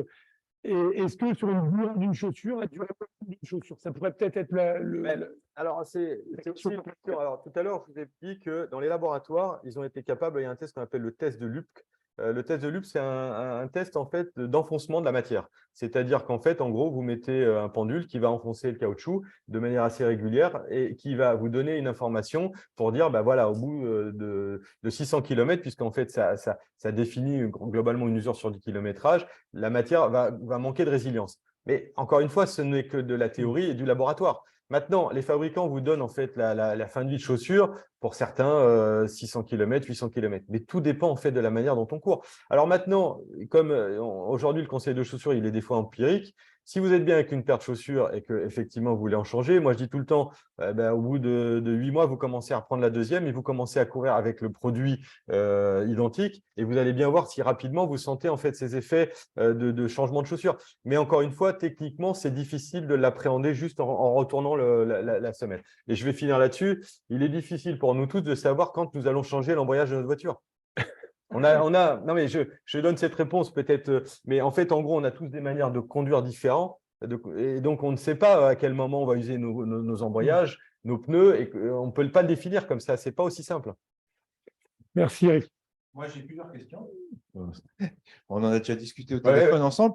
La première, qui est plus de terrain, c'est comment choisir la taille de la chaussure. Ah, c'est une question. Alors, voilà, ça, c'est vraiment le truc que tout le monde pose généralement. Et voilà, je mets un peu l'avis du podologue. Imaginons tout à l'heure que je vous ai montré une image pour moi importante qui était celle de la chaussure coupée en deux. Et je vous ai parlé de la petite charnière. Bon. Comprenez que dans l'articulation du pied, vous allez avoir donc un pied avec une articulation importante, la métatarsophalangienne, c'est-à-dire en arrière des orteils, qui va permettre le pli de flexion. Donc, il faut déjà, quand vous prenez une chaussure, que le pli de flexion de la chaussure soit en phase avec le pli de flexion de votre anatomie. Imaginons que demain, vous achetez une veste dont le pli du coude soit plus loin que votre coude, ben, vous n'allez pas pouvoir, une armure, mettons, parce que ça sera plus compréhensible, et que l'armure, en fait, ne soit pas à votre taille, ben, vous n'allez pas pouvoir plier parce que le pli de l'armure ne sera pas à l'endroit. Bon, ben, donc, le pli de flexion de la chaussure, il faut qu'il soit en phase avec le pli naturel. Maintenant, pour arriver à trouver une chaussure adaptée, en course à pied, on a coutume de dire que vous allez avoir, par l'écrasement de la voûte plantaire, environ 1 cm à 1,5 cm de butée vers l'avant. Moi, je dis tout le temps, vous en retirez votre semelle de propreté, vous la mettez au sol, vous mettez bien le talon en arrière et il faut que vous ayez votre index entre l'orteil le plus long et le bout de la semelle. Et là, vous avez un peu de débattement. Mais il ne faut pas plus parce que d'après, sinon, vous allez avoir un glissement. Ça, c'est pour la chaussure de course à pied. Après, vous avez d'autres disciplines que sont le trail. Et il est évident qu'en trail, il faut prendre un peu plus grand parce que sinon, dans toutes les descentes qui sont régulières en fait dans les courses de trail, vous allez, si votre chaussure est un petit peu trop courte, avoir des soucis sur l'avant-pied et des micro-traumatismes répétés qui vont vous faire sauter les ongles. Donc, prendre ce centimètre en plus sur la chaussure de course à pied et voir un peu plus sur le trail. Et donc, une question qui va être la conséquence du choix de la chaussure, c'est après comment le lassage, en fait. Comment effectuer un bon lassage? Alors, le lassage, en fait, Moi, j'ai eu l'occasion de travailler au Paris-Colmar à la marche, qui était une course de 530 km sur les marcheurs. J'expliquais toujours que quand nous soignions les marcheurs, on leur mettait de la crème, on leur mettait les chaussettes, on leur mettait les chaussures, mais on ne lassait jamais leurs chaussures. Parce que sur le dessus du pied, vous avez un tronc vasculo-nerveux, c'est-à-dire c'est une grosse gaine dans laquelle va passer en fait une artère, une veine et un nerf, et que vous, quand vous allez donc serrer la chaussure, il ne faut surtout pas comprimer en fait cette partie-là. Donc c'est un peu une sensation un peu personnelle et individuelle. Ça, c'est la première chose. Après, je pense que tout le monde sait que les contreforts de chaussures s'usent de plus en plus aujourd'hui.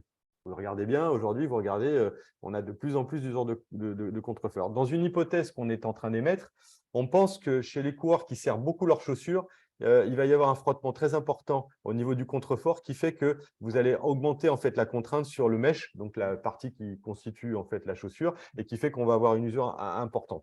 Donc maintenant, le serrage, il est individuel quoi, en fait. Hein. Moi, j'ai adopté une technique un peu qui me Ouais, ce qu'elle vaut. C'était en fait recroqueviller mes doigts de pied, en fait créer un espèce de gonflement au-dessus du pied, serrer au maximum et relâcher. Et du coup, je me retrouvais avec un jeu qui me permettait en fait de faire à minima un semi-marathon sans avoir de problème au niveau compression du pied. Après, j'ai quelques… Bon, dans la chaussure, moi, j'expliquais souvent, alors chez les triathlètes, vous avez vu, ils mettaient des chaussures à lacets élastiques qui posent pas mal de problèmes parce qu'en fait, justement, ils se retrouvent des fois avec des fourmillements sur les pieds quand le lacet finit par serrer, ce qui répond à ta question, d'augmenter le volume pour pouvoir serrer un peu moins. Voilà, c'est ça. Ouais. Et ensuite, dans la pratique au quotidien, un athlète qui va s'entraîner sur plusieurs configurations de terrain, concrètement, un coup une séance de piste, un coup une sortie longue dans les champs, dans les bois. Comment tu penses gérer de façon optimum la gestion de type de paire de chaussures et de leur utilisation? En fait, sans vouloir répondre à côté, quand vous avez un pilote de Formule 1 qui fait des essais le vendredi, la plupart du temps, c'est parce qu'il veut savoir comment fonctionne sa mécanique et son train de pneus. Donc, il faut faire des essais. C'est-à-dire que quelque part, entre ce que nous allons dire, parce qu'on a de la théorie, et ce que l'athlète va ressentir, c'est aussi un peu à l'athlète de savoir avec quelle chaussure il va se sentir mieux sur certaines surfaces. Quoi qu'il en soit, il est évident que de la même manière qu'un pilote de Formule 1 va avoir différents trains de pneus, même dans une même course, en fonction des conditions météo, eh bien, un athlète va devoir, en fonction des conditions de course et des sols sur lesquels il va évaluer et la distance sur laquelle il va évoluer, il va devoir prendre une chaussure différente. Maintenant, c'est une discussion qu'on devrait avoir tous. Alors peut-être quand un athlète vient en consultation chez un podologue, quand il discute avec son entraîneur, en fonction de sa sensibilité, il faut peut-être faire un petit carnet de l'usage des chaussures par type d'activité et type de sol. Merci Ali pour toutes ces riches questions. Donc, des questions dans le chat. Oui, alors du coup, dans le chat, il y a eu beaucoup de questions. C'était les mêmes que Thibaut et que Ali ont posées. J'ai une question qui me paraît intéressante aussi de Christophe. Peut-on imaginer trouver des chaussures écologiques, voire recyclables? Je pense qu'aussi la question éthique revient beaucoup quand on choisit sa paire de chaussures. C'est une bonne question. Caoutchouc, je vous ai dit polymère, de toute manière. Bon, alors est-ce que c'est plus polymère? C'est d'abord des produits qui sont issus du pétrole. Bon, alors est-ce que le pétrole est un produit naturel? C'est une bonne question. Il n'empêche qu'aujourd'hui, effectivement, beaucoup de fabricants sont capables aujourd'hui de faire des produits recyclables et ça existe déjà. C'est-à-dire qu'il y a déjà des chaussures, effectivement, avec des matériaux qui sont recyclables, qui sont même compostables. Alors, je vais vous donner un exemple très concret. Vous avez donc ce qu'on appelle les thermoplastiques. Vous avez entendu parler du carbone. Eh bien, vous avez dans les thermoplastiques plusieurs familles et notamment, il y a un produit qui s'appelle le polycaprolactone. Alors, c'est un nom scientifique, certes, mais le polycaprolactone, ça s'appelle de l'amidon de maïs. Et l'amidon de maïs sert en fait à faire de la plaque thermoplastique comme du carbone enchevêtré avec du chanvre. C'est-à-dire qu'aujourd'hui, vous pouvez très bien fabriquer avec du polycaprolactone, de l'amidon de maïs, un enchevêtrement de matière qui va remplacer, par exemple, les barres carbone où ça existe dans les bouts durs des chaussures de ville, mais aussi dans certaines chaussures de course à pied ou dans la construction des contreforts de chaussures. Est-ce qu'il y a d'autres questions dans la salle? N'hésitez pas. Profitez de l'expertise d'Éric. D'autres questions dans la salle? Vas-y. Attends. Jean-Luc. Je ne vois pas tout. Ouais. Tout à l'heure, sur l'écran, il y avait marqué… Jean-Luc. Oui, non, c'est parce qu'en fait… Pardon, c'est parce que Non, tout à l'heure, je vous ai expliqué que j'avais fait une étude étymologique des noms de chaussures de course à pied. Pourquoi les fabricants donnaient en fait un nom à une chaussure? Et des fois, c'est un peu complexe. Alors, je vous ai dit tout à l'heure qu'il y a des hypothèses en fait dans le nom qui est donné au niveau des chaussures. Et vomero, c'est une partie, c'est un os nasal. Et en fait, j'aurais peut-être dû le retirer parce qu'en fait, dans vomero, c'est plutôt le nom qui a été donné sur la fameuse colline de Naples. Et plutôt l'hypothèse, la deuxième hypothèse sur le nom donné. Alors, une question Vas-y. purement terrain encore, toujours. Ouais. Adaptation par rapport à une transition de terrain. Concrètement, on a un athlète qui s'entraîne sur route pendant un certain temps, arrive la saison de cross. Il va donc changer de chaussures, hein, forcément. Quel est on va dire, le process, l'évolution en fait dans le changement de la chaussure entre mettre la chaussure de route et après aller vers la chaussure de cross pure, qui elle n'aura aucun amorti, travaille avec les pointes, avec beaucoup de contraintes au niveau des jumeaux. Comment on peut faire une adaptation pour que justement il y ait une transition parfaite sans blessure et sans périostite, parce que c'est souvent là la génération de périostite. Alors après, tout à l'heure, on a parlé des problèmes de périostite qui peuvent être à tiroir multiples. Bon, si on parle d'un coureur qui va évoluer sur du tout-terrain et à savoir s'il va commencer à sortir en forêt, bah, de toute manière, il ne va pas avoir en fait les mêmes contraintes mécaniques puisque en forêt, il ne va pas avoir des retours d'énergie qui vont être les mêmes que sur le bitume ou sur la piste. Donc, de toute manière, on va considérer que la chaussure qui sera conseillée sera surtout une chaussure d'accroche. C'est-à-dire que le plus important, c'est qu'il ait une chaussure qui lui permette d'avoir une bonne accroche sur les surfaces qui peuvent être un peu plus glissantes ou un peu plus accidentées pour éviter justement un travail musculaire de rééquilibrage. C'est plutôt dans ce sens-là que je dirais la chose. Je vous ai dit tout à l'heure que dans le trail, il y avait moins de concepts. Bien qu'il y a North Face qui a sorti il n'y a pas très longtemps une chaussure à barre carbone pour le trail. Ce qui paraît quand même assez surprenant parce qu'en soi, si vous vous retrouvez sur du trail UTMB ou Diagonale des Fous ou même en balade sur le GR20 avec des chaussures à carbone, je ne suis pas sûr que 180 km, le carbone serve à grand-chose. Si ce n'est à les protéger peut-être des aspérités du terrain. Voilà. Okay. Une dernière question dans le chat. Alors, allez-y. Alors, il y a quelques questions. Alors, je pense qu'il y a des questions, on a répondu au moins en partie. Il y a deux questions, peut-être deux interrogations d'ailleurs. Est-ce que c'est le corps qui doit s'adapter à la chaussure ou c'est la chaussure qui doit s'adapter au corps? On l'a un peu évoqué. On l'a évoqué, tu l'as évoqué. Ouais. Donc, qu'est-ce qu'on pourrait dire à ce sujet? En fait, de toute manière, quand je l'ai dit tout à l'heure, quand les troupes napoléoniennes se sont mis à marcher avec des chaussures pour améliorer les performances dans les campagnes militaires, eh bien, ça a fait une armée plutôt efficace et donc, de fait, la chaussure est devenue indispensable.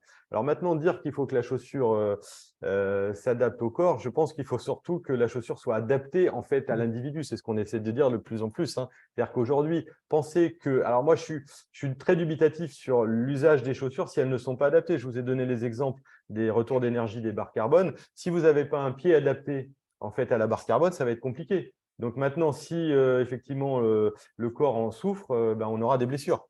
Je ne sais pas si je réponds à la question, mais je pense qu'on peut le dire comme ça. Après, vous pouvez peut-être ajouter des choses également. Parfait. Et ensuite, très pratico-pratique, si on utilise une chaussure où on a fait 2-3 000 km, quel risque on encourt? C'est encore une bonne question. Il y a des coureurs qui sont capables de tenir un certain nombre de kilomètres avec des chaussures et pas d'autres. Donc, est-ce qu'on risque… C'est toujours une réponse individuelle. À charge pour chacun de se connaître et je pense qu'autour de la table, vous avez, vous, en tant qu'entraîneur ou athlète, des connaissances de vos besoins. À un moment donné, vous savez très bien qu'une chaussure va avoir une certaine durée de vie par rapport à votre kilométrage et vous le ressentez facilement. C'est difficile de répondre de manière précise à cette question. Pareil, il n'y a pas de date de péremption sur une chaussure, contrairement à des produits notamment agroalimentaires. Donc, c'est vraiment, comme l'a bien dit Eric, un peu des perceptions individuelles. Une dernière question avant de clôturer. Tu veux peut-être le micro? Ouais, hop. On t'entend bien. Souvent, les gens se posent la question de comment entretenir sa chaussure. Une fois qu'on l'a choisie, on sait la serrer, on sait l'utiliser. Après, c'est l'entretien. Qu'est-ce qu'on en fait? Est-ce qu'on lave à la machine? Est-ce qu'on lave à la main? Voilà, comment on fait? En fait, oui, c'est tout une question. Alors, comprenez que comme ce sont des polymères pour la plupart dans la conception des chaussures, des EVA, des polyéthylènes, eh bien, ce sont des matériaux qui n'aiment pas la chaleur. Et donc, dès que vous de allez lavage les chaud, mettre dans des chaleurs importantes, ce sont des matériaux qui vont perdre en fait leurs caractéristiques techniques, c'est-à-dire que la formulation, pardon? Avec l'école, en plus. Oui, avec l'école, la formulation en fait de la chaussure va changer. Donc, vous allez changer en fait la construction de la chaussure. L'usage du lavage est plutôt à la main, quoi, en fait. Hein. C'est une brosse à la main. Ça paraît plus judicieux et moins risqué. Ouais, merci en tout cas. Merci Eric pour ton expertise, c'était passionnant. Écoutez, on était sur cette première conférence avec Ali, les équipes. Je rappelle que par rapport à ce que je vous ai dit au début, Fanny vous a envoyé le lien vers les conférences donc pour les coureurs. N'hésitez pas à en faire la promotion dans vos groupes respectifs. Donc une deuxième conférence qui va avoir lieu tout à l'heure et qui aura lieu à chaque fois après la conférence qui vous est dédiée en tant qu'expert de course à pied. Donc l'idée, c'est toujours d'élever le niveau, hein, encore une fois, que les gens apprennent à mieux comprendre le running pour mieux le pratiquer, prendre du plaisir et surtout moins se blesser. Les chiffres parlent toujours d'eux-mêmes. Plus d'un coureur sur deux se blesse au moins une fois par an. Donc, nécessité absolue de mieux se préparer. Donc, on a été ravis de vous retrouver avec l'ensemble des équipes dans cette action de formation continue proposée par la Fédération française d'athlétisme. On se donne rendez-vous donc le 17 décembre sur un sujet passionnant aussi, sur les routines d'échauffement, à l'entraînement, en compétition, pour les courses sur route, le cross ou le trail. Une thématique où il y a aussi beaucoup de points abordés. Donc, on vous dit à très bientôt dans cette communauté donc du running. Et puis, écoutez, vive le running, excellent week-end et au plaisir de vous retrouver très prochainement. Au revoir. Au revoir.